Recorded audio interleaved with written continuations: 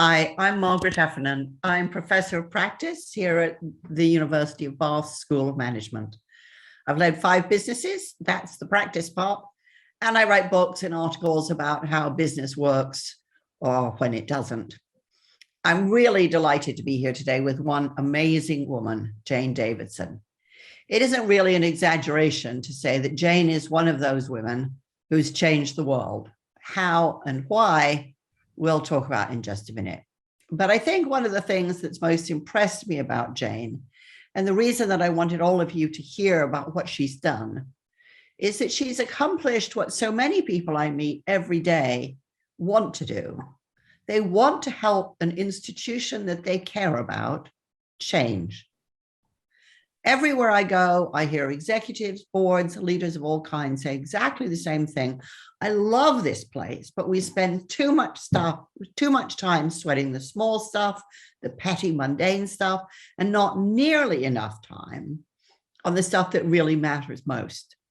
It makes people feel frustrated, impatient. It often leaves large numbers of the workforce disenchanted and cynical when they came into work hoping to do great things. We know that change programs, which through verbal inflation are now known as transformation programs, regularly fail. And not because people can't change. We've seen through the pandemic just how good people can be at change when they know why. But 50 to 80% of the huge, expensive, laborious, excruciating change programs undertaken by companies and consultancies globally fail, leaving behind a trail of bureaucracy, rancor, and exhaustion. But that is not Jane's story, which is why I'm so pleased to have her here today to help all of us who want change understand how it can be done. So Jane, welcome. Well, thank you very much for inviting me, and I'm delighted to be joining you here on this blustery morning from West Wales. As far as I can tell, and from the conversations we've had, you have led change everywhere you've ever worked. But I'd like to kick off by asking you to describe the single thing for which you're probably best known the world over, which is the WellBeing of Future Generations Act, Wales 2015. Can you just describe to people who don't know what that piece of legislation is, what it does? Right, okay. Primarily, my big passion that I have developed through most of my adult life is how do we make good decisions that benefit current and future generations? And the longer I've spent in politics, and spent 20 years as an active politician, both as a local councillor and then as a government minister in the Welsh government, I saw all the time exactly what you've just said, which is that those short-term small things get in the way of long-term thinking. And we were very lucky in Wales because our constitutional act, the very act that set up the first National Assembly for Wales, actually had within it a duty to promote sustainable development in everything that we did.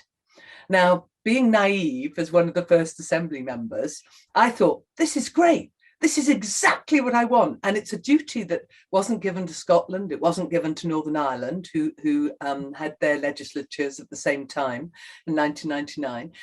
And I thought, this is going to make a real difference. You know, we have this duty to promote it in everything that we did. And what I spent was 10 years learning that actually a duty to promote doesn't deliver a thing. I mean, I've satisfied the duty to promote by talking to you now. And of course, so I spent that time thinking, we've got to change this. We need a duty to deliver. And so the fundamental elements of the WellBeing of Future Generations Act are, as first, that it aims to deliver on the Brundtland principle of sustainable development, to ensure that future generations' needs are not compromised by action taken by current generation. So that is the heart of the Act, and that's been the heart of all my thinking. Secondly, there are 7 goals linked to the Sustainable Development Goals, and those goals are in the Act. They're laid in law. You don't just have a duty to support the goals, and the goals change with time.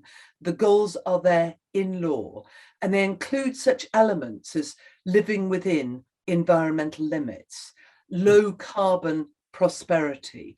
It's always about looking upstream when you tackle climate change, you know, rather than looking at how many more doctors, how many more nurses. It's looking at the causes of ill health. It's looking at the causes of community breakdown. It's looking at the causes of inequality.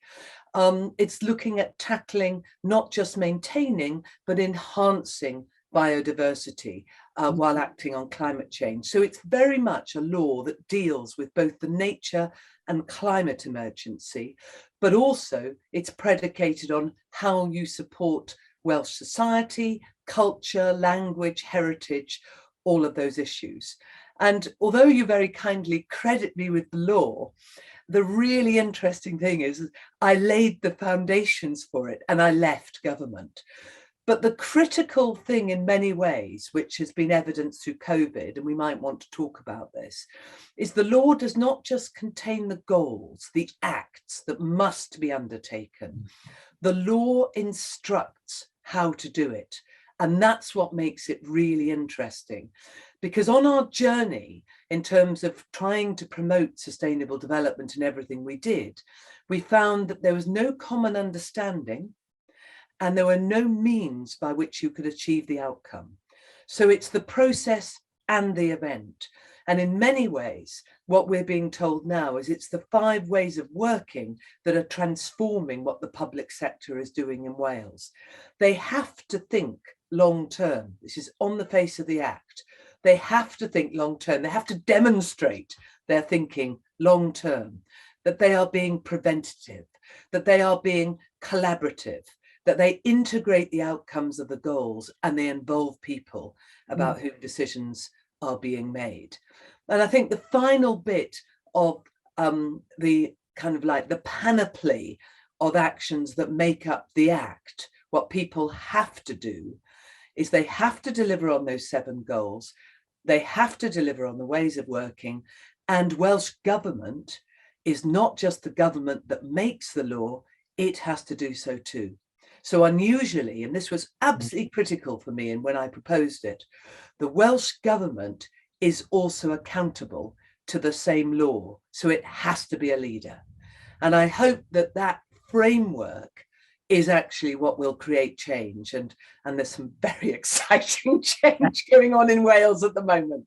Yeah. It's so interesting. I first encountered this when I was teaching at a summer school for civil servants in the Welsh government. And the first thing that struck me is this was a really upbeat and sort of empowered, enlivened, inspired group of civil servants, which in itself is a pretty unusual experience. And then they proceeded to tell me about it, and my jaw kind of dropped. I was sort of amazed. But I think one of the things that's so interesting about the story of this landmark piece of legislation, and we'll come back and talk about how it works and what it's been doing a little bit later. I think one of the things that's really striking about it is that nobody came to you, Jane, and said, could you please make sure that we pass the Future Generations Act, right? No, you had no official mandate for this. And it wasn't something that had been done before. So you could easily actually not have done it, let's be honest.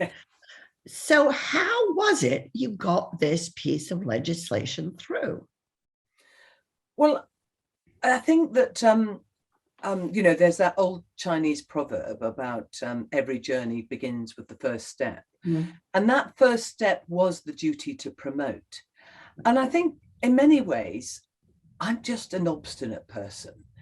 And when you can't deliver on something that felt to me absolutely fundamental to both the success of a new kind of government in Wales and also the legacy and obligations that we owe to future generations. I just wanted to make this work. So I mean, I was very privileged. I should probably explain that I had 2 jobs in government. I'm an educator by profession, and I spent 7 years in the job of Minister of Education, and then moved into Minister for Environment, Sustainability and Housing, which was a big climate brief. And what I discovered in both roles was that the policy was always behind the current circumstances. And partly, I mean, in education, it can take 15 years to change a curriculum because of the lag time. And I'm delighted that a new curriculum is starting in Wales this year, predicated on early work that I did in the foundation phase for 3 to 7-year-olds and the baccalaureate, which we introduced in 2003. And I think that there's a recognition, on the one hand, that politics is essentially incredibly short term, but big policy decisions take a huge amount of time. And what I was trying to do in my roles, both in education and in environment, was try and ensure that the areas for which I was responsible were on a journey to change from the possibilities that opened up when you take on those ministerial responsibilities. And I didn't realize I was doing anything different. I think that's you know, you call this session about change by stealth, and I think it's just that I was applying my professional practice in everything I did, and my professional practice was you have to be based on evidence, and you make your decisions based on evidence, and you make the best decisions you can take on the back of the evidence that you have. And essentially, that's all I have ever done. And in education, it meant that, you know, one of the first things I did was to integrate the idea of education for sustainable development and global citizenship into the curriculum at all levels, because as a new small legislature, I wanted Wales to be really outward looking. And then that threw up all sorts of relationships elsewhere in the world. So I think it's that if you, and this will apply to probably everybody on the call, that, you know, if you want to do the best you can, you find your own ways of doing it. And my own way happened to be something about looking outward that then generated a new set of relationships that then informed my practice further. And when we came to the point when I realized that in terms of the duty to promote, you know, I'd literally thrown everything at it, Margaret. From 2007, when I got this duty to promote, you know, it was like, okay, we've tried this, and we tried it in terms of very early on across the whole of government. And then we had no powers, for example, at the beginning, so that wasn't helpful. Then we had floods, then we had foot and mouth, then we had massive deployment in the steel industry. And these were things that had to be dealt with. So governments are often, they have to be reactive. So how did we take this agenda forward? And it stumbled. And then the next person who had responsibility thought, right, okay, we're going to get it, you know, into a manageable box. We're going to do, you know, a set of coherent actions, and that those actions will then actually encourage people about what this looks like. But those actions weren't able to be achieved, and therefore the smaller approach didn't work either. And we had, you know, the external critique had said on our larger approach, too utopian, too ambitious, because it wasn't underpinned by evidence or action or a plan. And the second one, of course, you can predict, was, you know, too limited, wasn't delivering on a whole ambition. And it sort of became clear to me as the third minister who had the responsibility to try and make this work, that I had to reframe it. I had to get the civil service fully involved. So I took a proposition to our cabinet that we would make the commitment to sustainable development our central organising principle. And that sailed through cabinet. And I kind of naively thought, that's it, that's enough. The civil service now know what they've got to do, and off we'll jolly well go. But of course, then when you test, as you must always test as to whether systems are working, it wasn't long before a test from the Auditor General found that actually people were only saying yes at the top of the organization. Right. There was no change in practice below that. And I was relying heavily on the Sustainable Development Commission. And off I went to the 10th anniversary of the Sustainable Development Commission, just a few months after the incoming government of 2010, the Conservative Liberal Democrat government, had decided they didn't want as many external government non-departmental public bodies. And so the irony of the Sustainable Development Commissioning disappearing overnight because it wasn't protected. Right. So all these things, I mean, it just happens that it's the time and place. It's what you say in your book, Uncharted, is how we have to move from just in time to just in case. And I didn't realize, but I think in a just in case way. So I think in a way that I have a plan up my sleeve for every occasion when an occasion changes and where you want to seek the opportunity.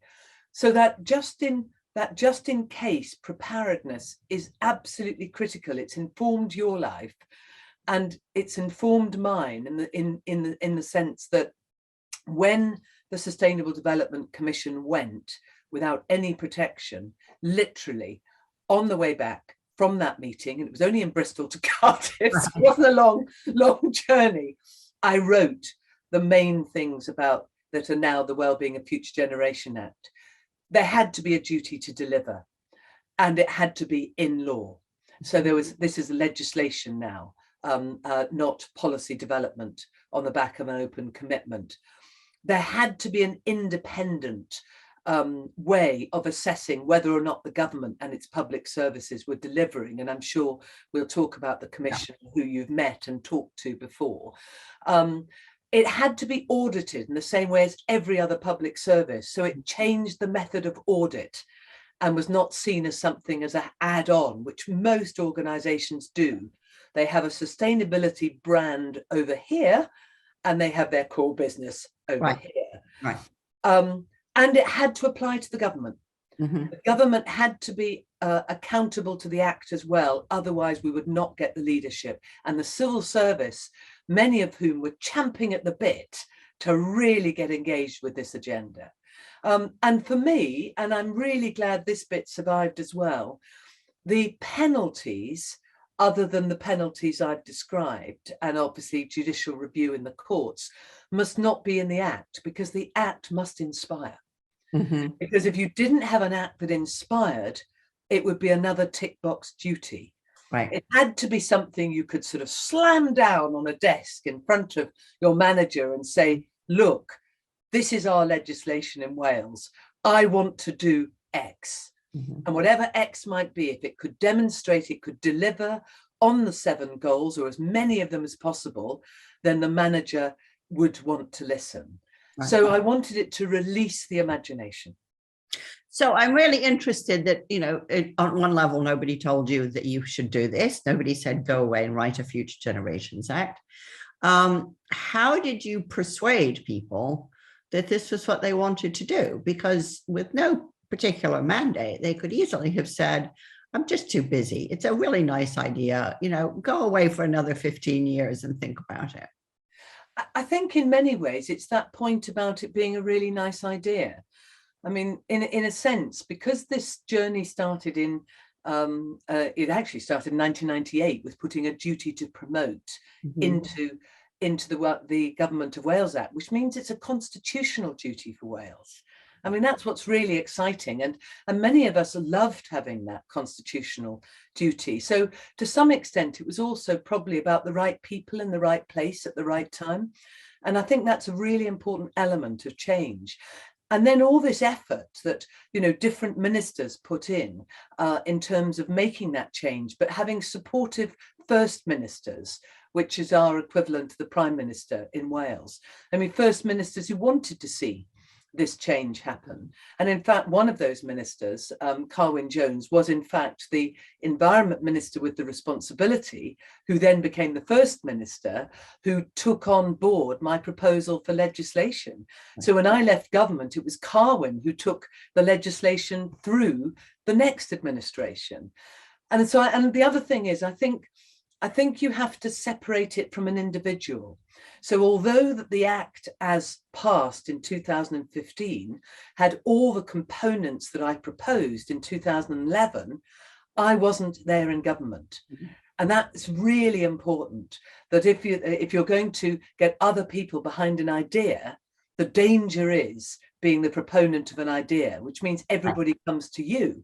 I mean, throughout my term as minister, on any matter related to sustainability, it all came to me. Whereas, in fact, what I was trying to do was create this corporate civil service and government and public service approach. And I think the last point is probably that the Sustainable Development Commission demise happened just before the conference when we were going to agree our political mandate, our party conference, to agree the agenda for the next, as it were at the time, still National Assembly for Wales elections. So we had this irony that I go to that meeting with an emergency resolution to pass long-term legislation.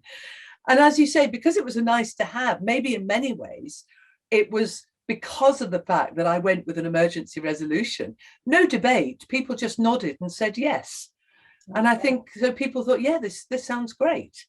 And it was the next administration's job, all the politicians, not just the government, to turn this into a thing, a real thing, which of course is what it is now. So I think there are two things, I mean, there are several things that emerge from this story that I think are really interesting, that I'd love to hear from you on. One is, this is the result of millions of conversations in the hallways, over a cup of tea. It's almost like hand knitting, really, this kind of coalition built on conversations. And also, I'm very struck by what you said about it wasn't all about you. It was building this kind of really deep kind of base of support for an ambitious idea. And that isn't typically how we talk about change. We talk about heroic leadership, right? So somebody putting their name on the whole thing. And it tends generally to be very top down. So I just wonder, how far were you deliberately kind of weaving this very dense coalition? And how far did it just kind of evolve? Well, I think that it's a bit of both.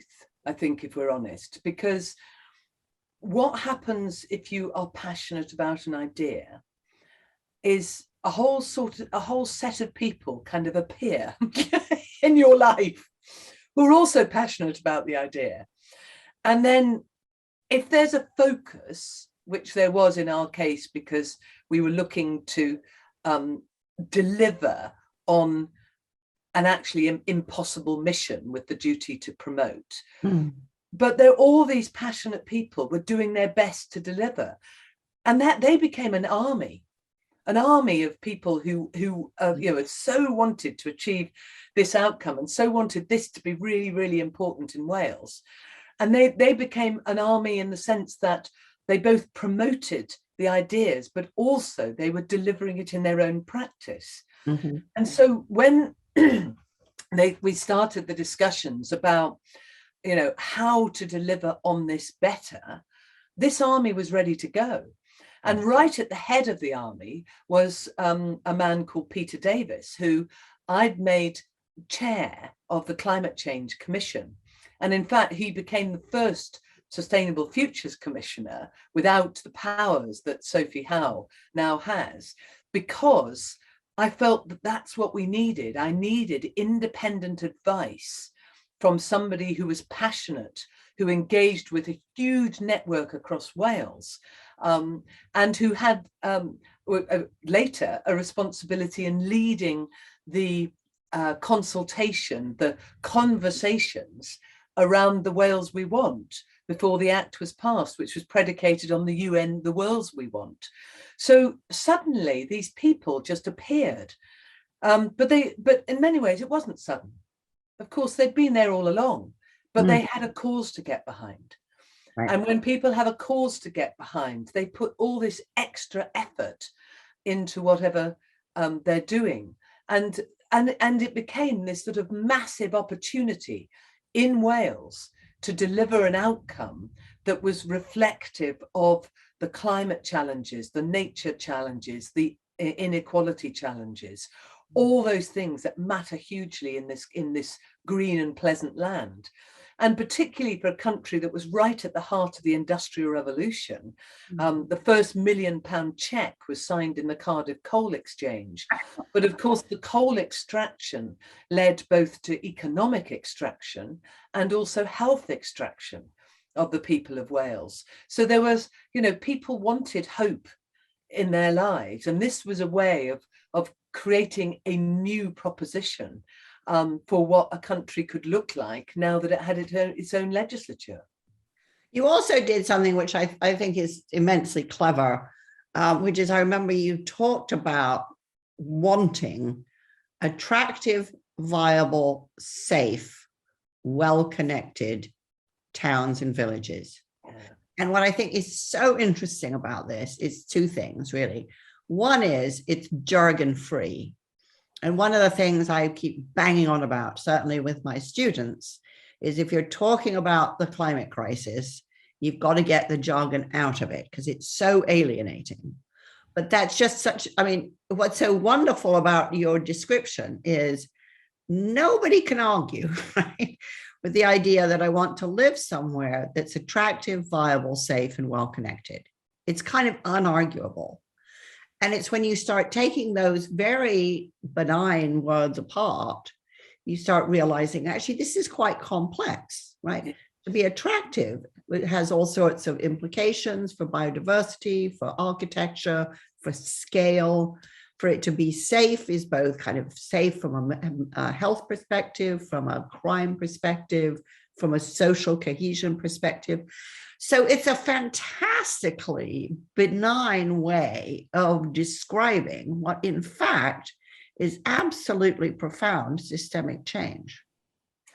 Yeah, and of course the final words in the goal were not down to me; they were down to the administration at the time, and all the goals went through a lot of changes through the political processes. But what really excited me was sitting on the as an outlier, as an interested participant who occasionally was brought back into government to say, remind me of first principles when it was all going a bit awry. Nice. in the committee structures. But all of the elements of the goals were there in the consultation that I did back in 2009. Mm-hmm. Mm-hmm. And that's the really exciting thing, is that that actually the people of Wales, when we first did a consultation and we went out to, sort of women's groups, Merched y Wawr in Welsh, and women's institutes and town halls and all sorts of tiny organisations across Wales in 2009, we did a consultation on what we called One Wales, One Planet at the time. And this was how we created a delivery mechanism for the law then, that duty to promote. And as a result of which, through the Climate Change Commission, we drafted a vision. And therefore, it wasn't my vision, it was our vision. And it was our vision that was tested on the people of Wales. And I have actually put it as an appendix in the book, because you will see everything that's in the current Act in that vision. And therefore, when the further consultation happened, and cleverly the minister who was responsible at the time didn't do it from government, did it through Peter Davis, ex-Climate Change Commissioner, ex-Sustainable Futures Commissioner, chair of the Wales Council for Voluntary Action, the big voluntary body that integrates all these tiny charities. Therefore it was a consultation being done out into every reach of every community, and they came back with the same kinds of vision. And what is so incredible really is it's the things that are worth having. It's the way that keeps us safe. It's the way that we can talk to future generations. If we still have those, that definition in terms of the Wales of cohesive communities, a society that is attractive, viable, safe, and has well-connected communities. If we still have that for future generations, we will have done incredibly well. Yeah. And that becomes a goal worth achieving, because we all want to live in such communities. Right. And of course, every single word in that can be tested in law. Mm-hmm. No, I mean, I think that's what's so brilliant about it. And it's so free of all the kind of, dare I say it, local government jargon and kind of corporate speak. And it speaks absolutely to how, people and their families want to live. The other thing I'm really struck by is, you talk a lot about consultation. It's very clear that, as this was emerging, this was a product of thousands and thousands of conversations. And I'm very struck now that the Commission for Future Generations is constantly holding these community meetings and community consultations. That it hasn't followed the trajectory of a lot of legislation, which is you do some consultation, then you write the act, then you enforce it, and then and you stop talking to people really once you've got the legislation. And it just seems to be something that I haven't seen anywhere else, which is an absolute commitment to develop a skill at leading and listening to collaborative community conversations as an ongoing part of government. Now, I haven't seen it anywhere else. Have you? Or is this really a different way of not just making change happen, but keeping it happening? I think to some extent it's a sort of organic growth in a way. I mean, I would have to say that I was as bad as the traditional method of consultation as probably just about any other politician. Well, probably worst, if I'm honest, because I wanted to change so many things that I was always consulting. But actually, quite often when you're consulting as a government, if you're honest, you know what you want to achieve. Yeah. You're looking from the consultation, you're looking at, is there a tremendous pitfall that I haven't thought about? And if there isn't, I'm going to carry on. And therefore, that's why I think consultation has a dirty name. Yeah. Because actually, people will put huge amounts of effort into responses and then it won't change things. But actually, it's actually moving the process of collaboration and conversation away from government, I think, that is absolutely critical. And what I was able to do for the first time back when we talked about One Wales, One Planet, was to use a whole set of other agencies. So we did have a sustainable development forum in Wales, which was called Cynnal Cymru, and it had hundreds of members and they had hundreds of networks. And so it was that created this wonderful vision in 2009 that now is in a sense reframed into the WellBeing of Future Generations Act. And it is that notion as well of the minister at the time giving the Wales Council for Voluntary Action the opportunity that it sought to actually create a Wales we want. So that the conversations were open. And I think that's another really important point. The Wales we want is not a conversation about, do you agree with this aspect of government? This is, what do we want? What are the most important things that characterize this nation of ours? What do we want to save? What are we going to have to think about? And in a sense, if you think about the Act in that way, when you view the goals and you view the 5 ways of working, you see the Act is still effectively itself asking those questions. Exactly. Because it's freeing the imagination, saying, if it's going to be, the condition of the Act about prosperity is innovative, it's low carbon.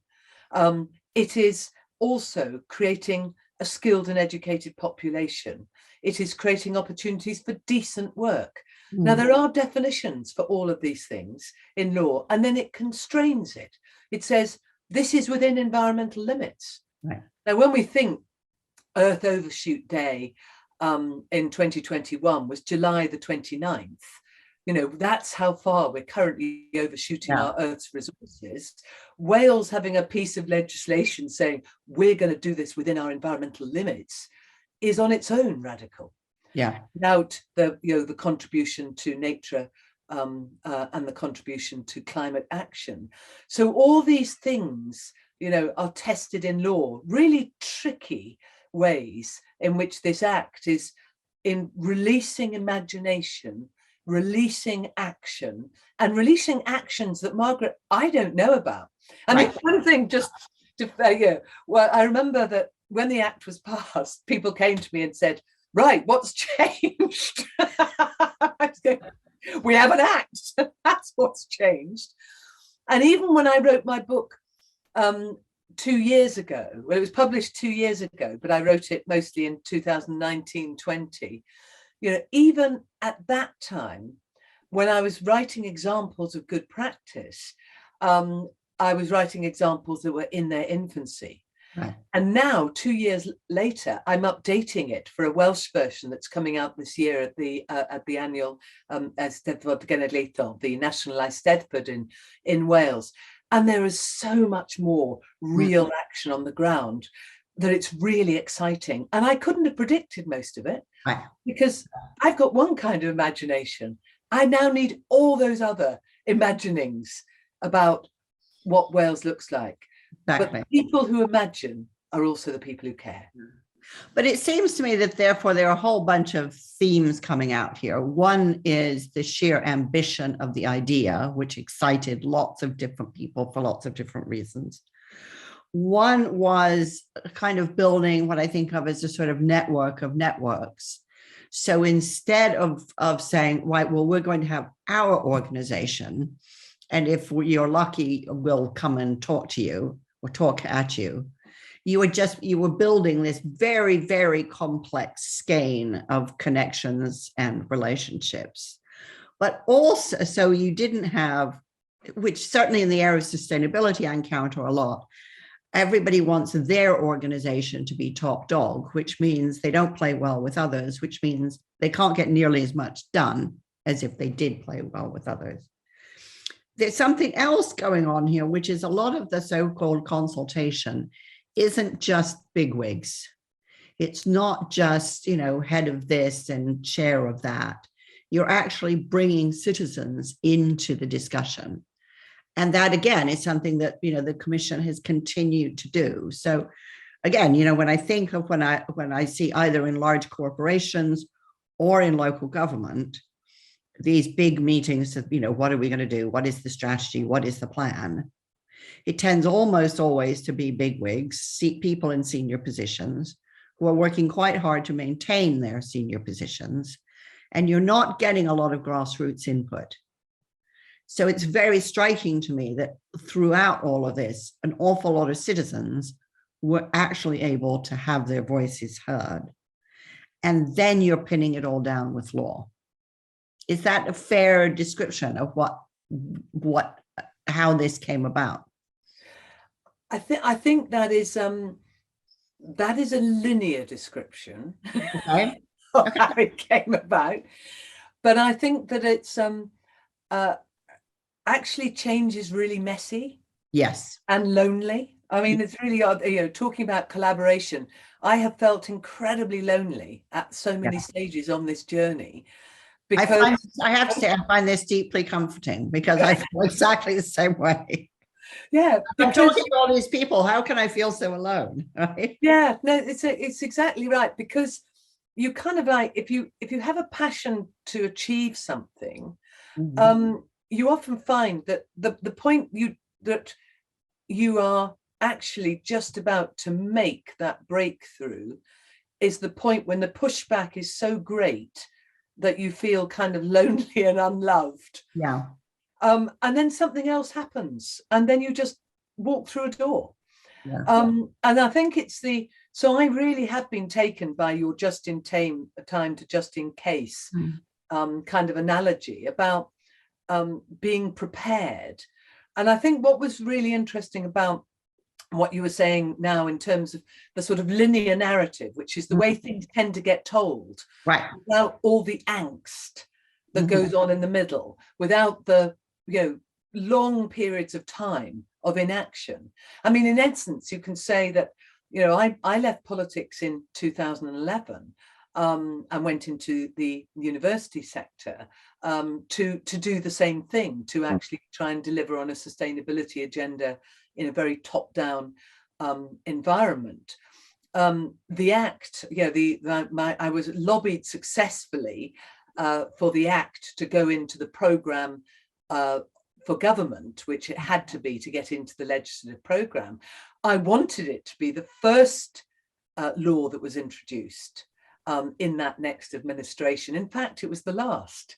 And in fact, had it been the first, I think it meant many ways it might have died a death, because I think what we may well have had in a very new environment was actually people then introducing legislation that would have countered it.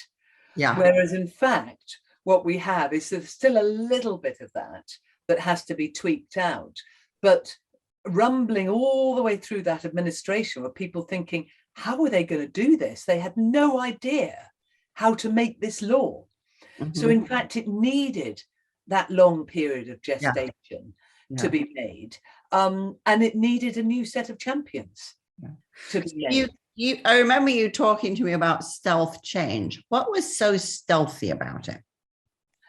Well, I think the stealth is that it's only now that people are waking up to the impact of this act. I think that, when I was putting it through, I wasn't putting through an act that wasn't going to enable change, but I think other people saw nice to have. So they didn't see it as being a major agent of change. No, but actually now there are so many other countries across the world, either looking at this. Scotland and Ireland are both going into legislative processes on something similar.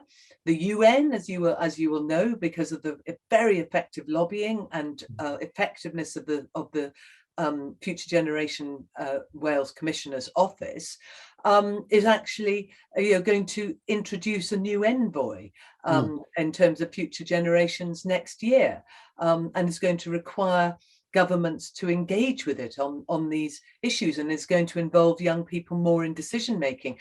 And I think in some ways it's a sort of given that we all care about the youngest people we know in our family.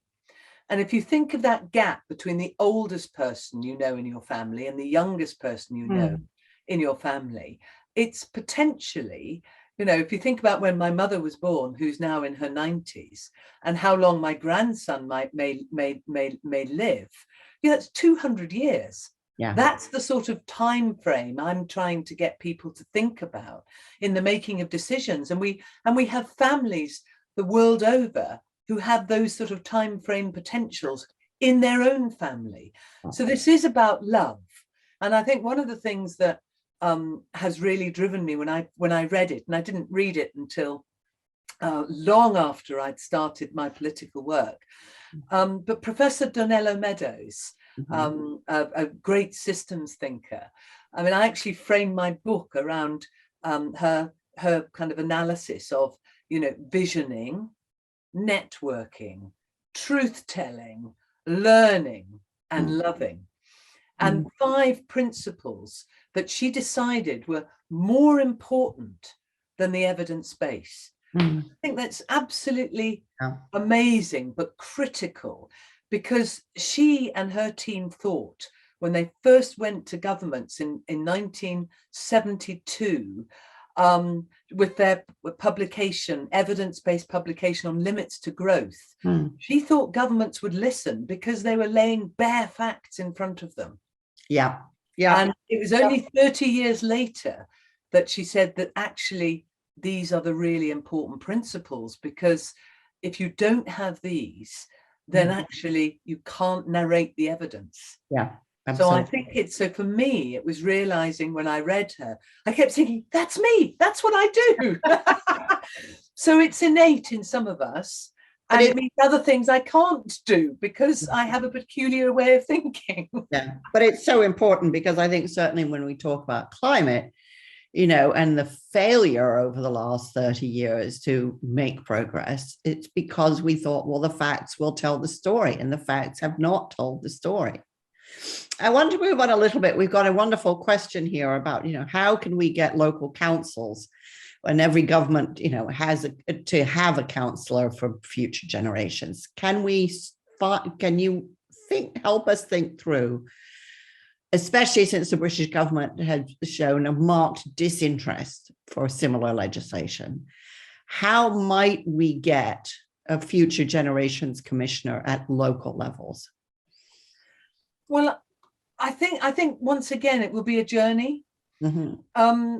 But I would anticipate that within a decade, it will be unstoppable. I really would anticipate that, because just the enthusiasm with which this agenda is being embraced in Wales, I something else I created, having done, having been a teacher, having been a youth worker, having run an anti-poverty organisation. I was always passionate about how to give young people voices. And even in my very first job in the National Assembly, which was Deputy Speaker, Deputy Presiding Officer, or Deputy Llywydd, as we call it in Wales, I introduced a young people's assembly, a sort of parliamentary assembly, so that young people could engage with the work of their new democracy. And then over a period of time, it stuttered a bit. So when I became the Minister for Education, I took it into government and it became Punky Dragon. And then that actually became quite powerful in terms of advising ministers about actions, and also helping to engage with other young people. And now we have a fully fledged Wales Youth Parliament. When I was Education Minister, I introduced legislation for schools councils, so that every school has to have a schools council. So schools councils are involved in decision making and putting pupils onto governing bodies. Now, they are happening more or less effectively in different areas, but we've also piloted young people's assemblies in issues around climate, etc. And I think that and the Future Generation Commissioner's Office has been doing amazing work by working with all the public organisations in Wales and taking some of their young leaders, in their first or second job in organisations, and making them leaders, so that as you drive through the career paths of people, we'll see these absolute, passionate, caring, bright young people determining what happens. Yeah. And I was struck when I looked at that picture of all the white men who were making a decision about war and warmongering. The picture that was released a few days ago of the summit in Munich, and just thinking how actually diversity changes outcomes. And there was a point when Wales, incredibly male, trade union led, mining led, extractive industry led politics, had only ever been 7 women MPs in the history of Parliament when I joined the National Assembly for Wales. Wow. And yet by 2003, we had a majority of women in the cabinet, and we had equality in the Assembly. And so there are, change, and we were doing different kinds of policies. Now, we were much less good on the diversity across race or disability or anything else. But the point is you can put policies in place that drive change by inclusion. Okay. And I think the next steps in Wales have to be about inclusion. And one of the biggest inclusion challenges is going to be, how do we get young people's voices usually into decision making? Why are education organisations represented by their chief executives and not by the young people in them? Yeah. For example. Yeah, and what is education policy being driven by people who haven't been in a school for 30 or 40 years? Exactly. Only remember how much they used to love exams. And so where Future Learn, which is a great initiative, and all these initiatives from young people being supported by the students' unions and others to give them voice, teach the future. They're being really effective at challenging the status quo. So where and how, without being tokenistic, can we really get those young people's voices in? And I'd love to hear from anybody on this call who's got ideas about that. Yeah. Well, it's also interesting because, in the corporate sphere where I do a lot of work, I've been talking to many business leaders about having shadow boards, which have to address the same issues as the statutory boards, but are made up of a much more diverse group and a much younger group. And, part of the argument is you really do need to hear what this group of people thinks, because you don't know. It's a fantastic form of professional development for these young people. And, a great deal of your customer base is these young people, and you're not hearing them appropriately. The counter argument always is, but they don't really understand the complexity of the trade-offs. But I have to say, my experience is that they absolutely understand the complexity. Absolutely do. Yeah. Now, I'm very struck. I mean, I know we don't have time to talk about all of this, but I know you introduced the Children's Commissioner. I know in university you introduced the idea of a professor of practice, an idea, which I'm obviously quite fond of. You seem to me to be somebody who's up for change and constantly kind of asking these questions about, what can we do better? What else can we do? Is there a different angle on this? Is that how you've always been? Where does that come from?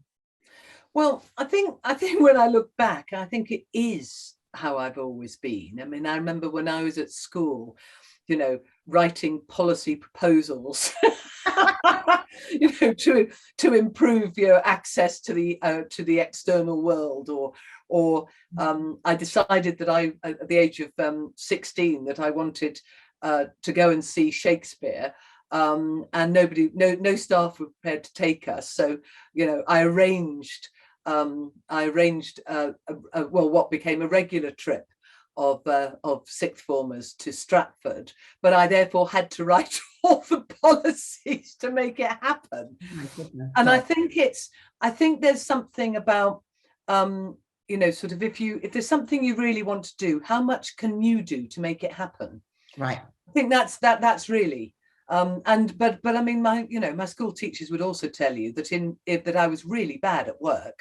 I do as little work as I possibly could. Things that don't interest me, I do as little as I possibly can to get through. And so quite often the sort of linear narrative that we have about your successful career is predicated on doing well in exams, and then you go to a good university, and then you go into the profession.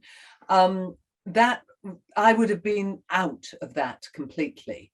Mm-hmm. I feel incredibly lucky to have been going to university at a time when only 8% of my generation was going to university. Say similar for you, Margaret. And, absolutely. And I kind of I started off doing philosophy at university just to annoy my dad. Mm-hmm. So it was sort of it's really you. And I mean, that would be an unheard of decision nowadays. And then I changed to what I really wanted to do, which was English literature with a smattering of drama. And I was very lucky because I was at Birmingham University, which had not just literature, but a really good English language approach, very unusual in the 1970s in terms of English courses. And so with that and a bit of drama, I actually really enjoyed. And I was, and my eyes were opened by literature from across the world. Mm. So I think I think for me, in many ways, it's how it doesn't matter whether you never leave your own country. How can you know about what's going on elsewhere? And the really exciting thing, I mean, I would have loved to have had an internet when I was young. Yeah. I would have loved to have all that access to be able to, at a click of a button, find amazing practice elsewhere. And we should be using this amazing practice on a daily basis to challenge decision makers to move out of a comfort zone and do something more radical. And I think it's worth saying that the Act is really starting to do that. I mean, one of the things that, although I wasn't I was a partner minister in the introduction of the Children's Commissioner, which we had in our Labour Party manifesto, Welsh Labour manifesto. And of course, within 2 years, there were commissioners in every part of the UK. Right. We introduced the plastic bag charge. Within 4 years, every other part of the UK. I wish the other parts of the UK had followed us on recycling, because which I did with penalties, so a very different kind of regulation with penalties introduced in 2009. That now means that Wales is competing with Singapore and Germany for the best recycling in the world. But we failed to get through the idea of an anti-smacking, a smacking ban in 2007, which I was really, really keen to support. That became legislation last year under the Future Generations Act. And from 21st of March this year, physical punishment for children is completely outlawed. We've got a universal basic income pilot for care workers starting this year, which apparently, according to the Telegraph, is Stalinist. And me is just, well, we have families, so the state has to be the family for care worker, for care leavers. So I'm really excited that because if the universal basic income pilot shows that care leavers who will be paid a real living wage from the age of 18 for 2 years can actually move from being the most vulnerable, the most disadvantaged, the least successful group to something more the norm with the rest of us, it will have been successful and demonstrate unequivocally that actually giving people safe and viable situations can contribute into successful lives. And of course, this is Maslow's hierarchy of needs, Right. isn't it? Give people those basics and that will make them successful. Yeah. So I'm taking away a couple of things from our conversation. One is build allies, conversation by conversation by conversation. And the second is don't give up. Yeah. Right. Oh, no, I think there's one other thing. Okay. Never allow anybody to say no to you. Okay. Because if you go and ask to do something and somebody says no, then you can't do it. Right. I mean, somebody in authority says no, then you can't do it. But I think but prepare the ground to make sure that when you do make the proposition, it's at a time and tide where somebody will support it, and therefore the next door will open. Well, I think it's also having that discursive conversation. So you're not nailing people's feet to the floor, but you're getting a sense of where they're coming from, and therefore a sense of where the center actually is on these, especially on these very new issues, and also a sense of what are the counter arguments. And you need to know the counter arguments, but you don't need to get the no. You just need to listen carefully to where might the no come from. You're absolutely right. And I think, and it's not a lesson that I'd learned when I was a politician. I think that's also really important to me. I used to be a very, sort of stern, evidence-based politician and just determined to plough the furrow. I've learned this subsequently. And I think that had I been there, I don't think the Act would have been as good. Yeah. It's actually leaving it to the next generation of politicians and passionate people that have created an Act built on the framework that I had determined on evidence base was entirely necessary, but they've created something which I hope will appeal not just to Wales, but to the world. Absolutely. Well, I hope this conversation has given everybody listening and watching as much to think about as it has me. And I also hope it's given everybody hope, right? That we can make the world a better place, not just for ourselves and for our neighbors, but for the future generations to come. So to everybody listening and watching, good luck with your stealth change. In the meantime, thanks, Jane, so much for joining me today and sharing so generously your time and the many lessons you've learned along the way. Thank you. Thank you. Diolch yn fawr iawn. Thanks so much. And everybody, thank you and goodbye.